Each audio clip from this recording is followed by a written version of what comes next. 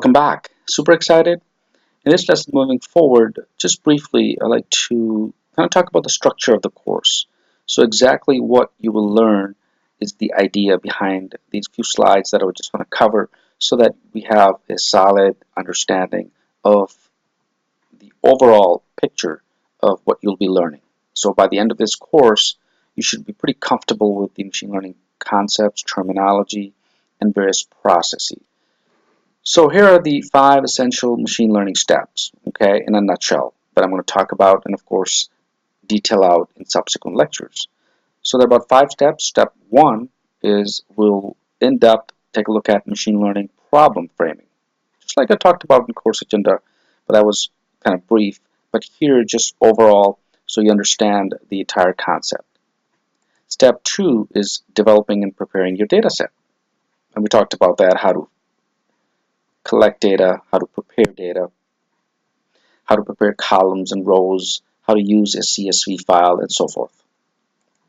Step 3 is data visualization and feature engineering. So once you have the data, what can you do with it? How can you visualize your data? And also, importantly, feature engineering, which is simply working with variables like independent variables and labels. I'm going to talk about why labels for your data is important, or labels in general in machine learning is extremely important. We'll talk about different labels like 0, 1, on, off, true, false, and so on.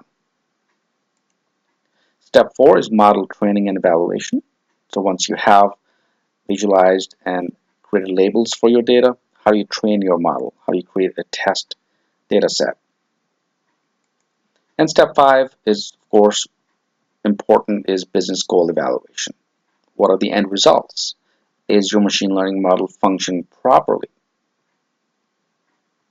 Here's the flowchart of what we'll be covering in this entire sort of course. So we'll start off with the machine learning problem framing. These are again the steps.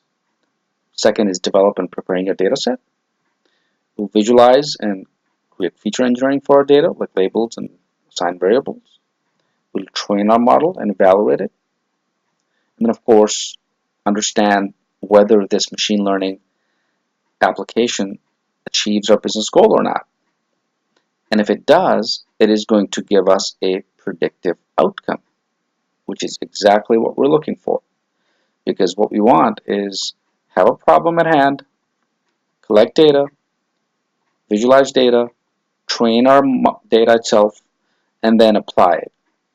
And of course, the end result is our prediction. So this entire data set is going to give us a prediction. And again, if this prediction is true, in other words, if we, let's say, within our development preparing a data set, we use data augmentation. If it doesn't reach our business goal, then we need to go back to our data visualization and feature engineering. In other words, change our labels or change the columns or select a different column. In other words, tweak our data. Okay? And I'm going to show you that as well so you understand what that actually entails. Otherwise, it's just a straight run.